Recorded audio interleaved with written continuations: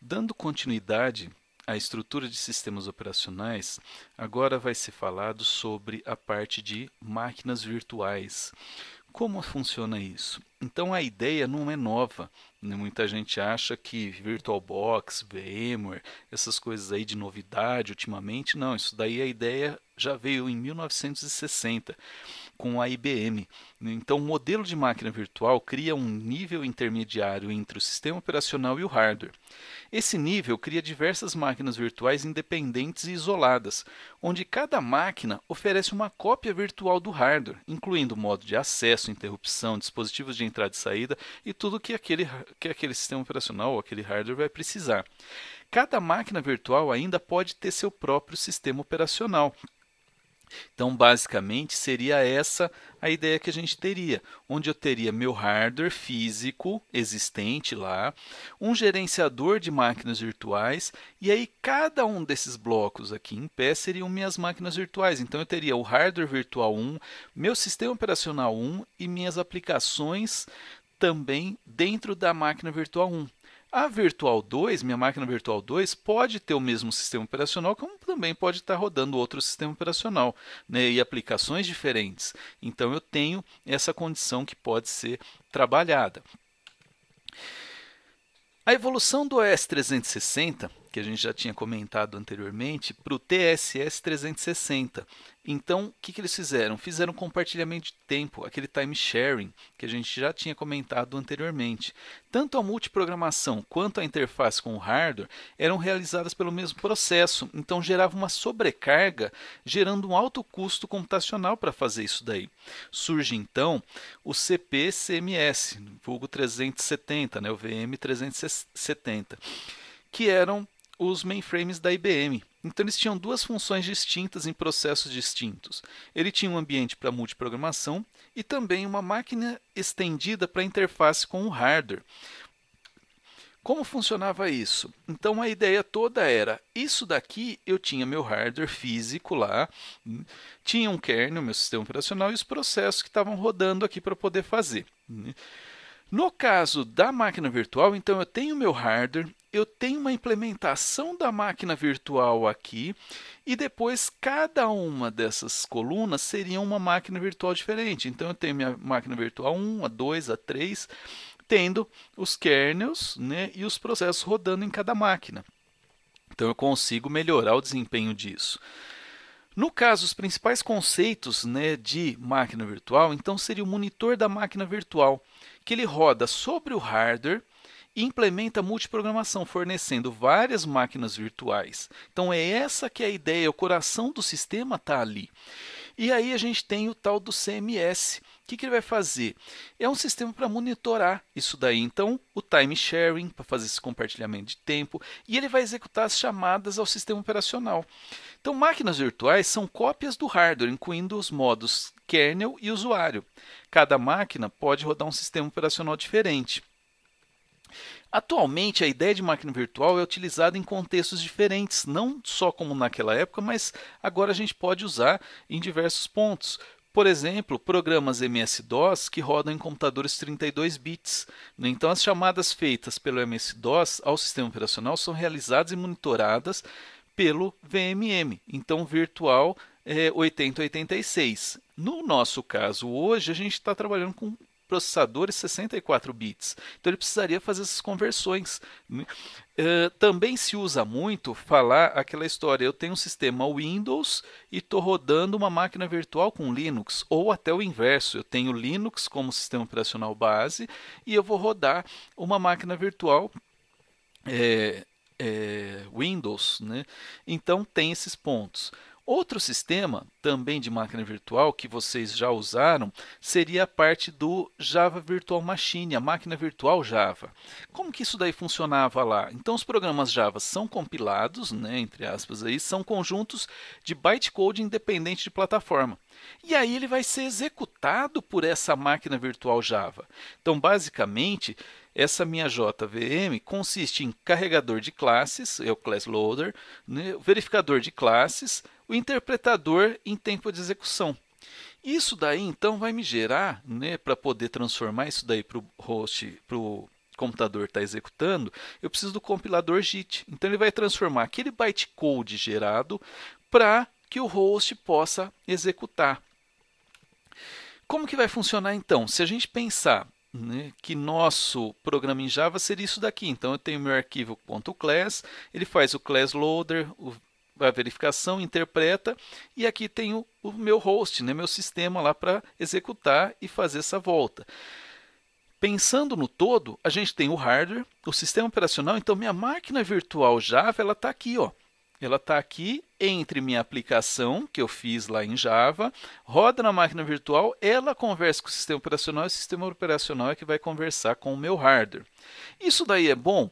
Realmente, a vantagem é a flexibilidade. Então, eu posso criar um programa, né, uma aplicação única, que vai rodar no Windows, que vai rodar no Linux, então independente do meu sistema operacional, porque a máquina, tendo a máquina virtual Java para interpretar isso daí, ele vai conseguir fazer rodar em qualquer sistema operacional que consiga utilizar essa máquina virtual Java.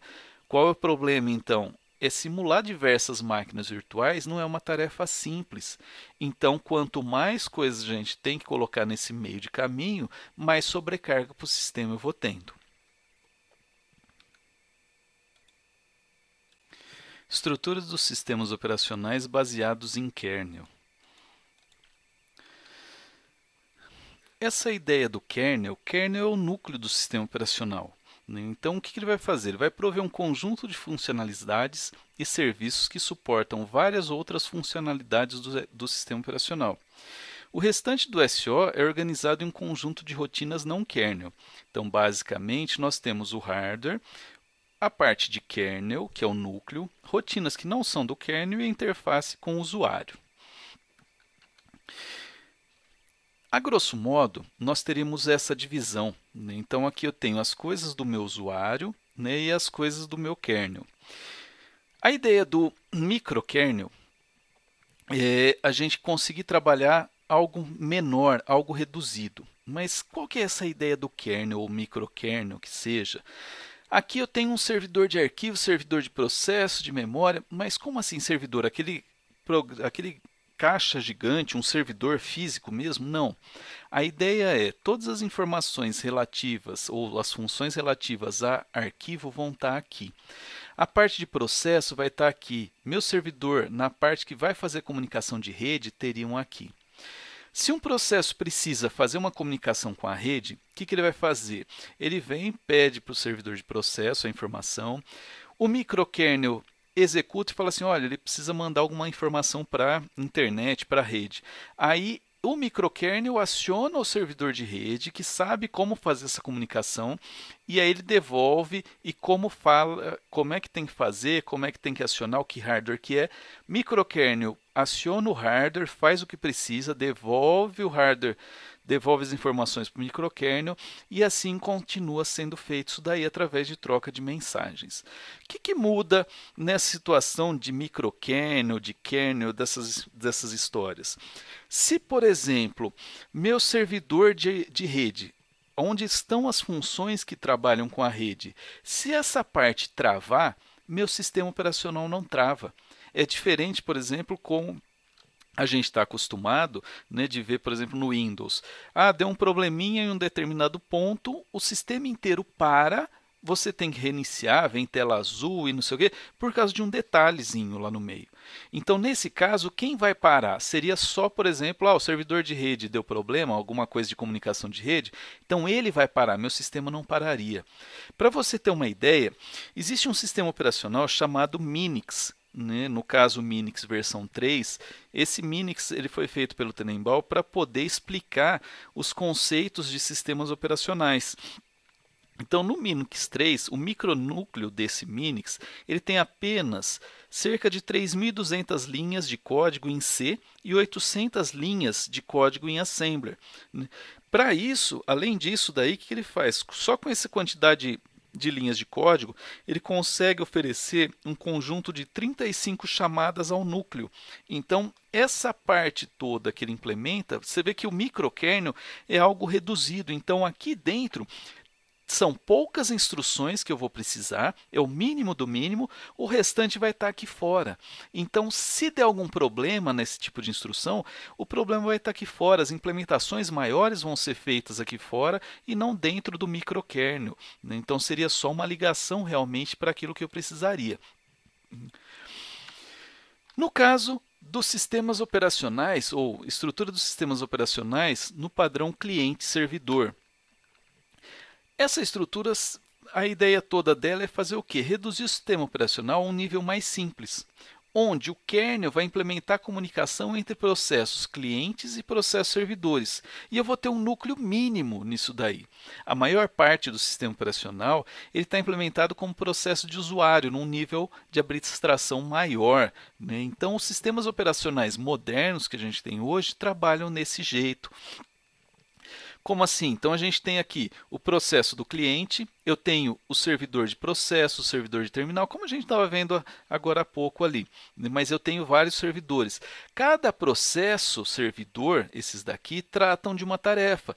Então, aqui só vai tratar da parte de arquivos. Esse daqui só vai tratar como gerenciar os processos. E aqui também tem os processos do cliente. Meu programa está aqui. Eu abri o Word, aí o Word precisa ir lá mandar uma impressão. Então, ele pede aqui para o kernel e o kernel vai lá, contacta o servidor de impressão para poder executar uma determinada tarefa.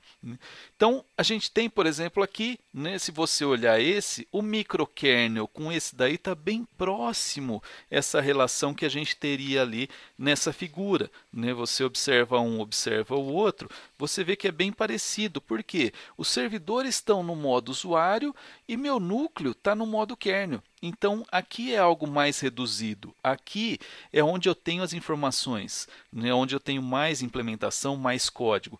Meu cliente, meu programa aqui está aqui no modo usuário também. Então, ele faz esse pedido para o núcleo vai lá e fala, tem que falar com o servidor de rede, ele devolve o servidor de rede para o núcleo, ele executa as informações e o núcleo devolve para o cliente. Então, é assim que ele vai acabar fazendo. Então, os processos servidores não têm acesso direto ao hardware. Assim, se algum problema ocorrer com algum desses servidores, o hardware não é afetado, seu sistema não vai travar. O máximo que trava seria aquela parte daquele servidor. Além disso, mesmo não se aplica a serviços que controlam os dispositivos de entrada e saída. Por quê? Entrada e saída é uma tarefa difícil, então ele não vai ser realizado pelo usuário. Por causa de endereçamento, isso tudo é feito via kernel. Quando eu faço via kernel, se der algum problema, aí sim ele vai travar meu sistema, né? Além disso, nessa parte cliente-servidor, a gente ainda tem também um sistema que a gente pode adaptar para sistemas distribuídos, né? Isso daí vocês vão trabalhar mais à frente, mas a ideia toda é que eu tenha uma comunicação, né? Uma rede funcionando, internet que seja aqui. Aqui eu vou ter, cada número desse seria uma máquina física diferente, né? Então eu tenho a máquina 1, a máquina 2 em si, eu tenho o meu cliente, eu tenho o meu kernel, e aí o que ele vai fazer? Meu cliente da máquina 2 precisa acessar algo que está nessa máquina 3. Então, por exemplo, o meu servidor de rede, o meu servidor de arquivo, o meu servidor de impressão, cada um está em uma máquina diferente. Antes, eu estava falando tudo dentro de uma mesma máquina. Era aquela ideia das bolinhas diferentes. Agora, cada um daqueles servidores que eu vou ter as informações para processar estão em máquinas fisicamente diferentes. É isso que é a ideia de sistemas distribuídos para ser trabalhados aqui.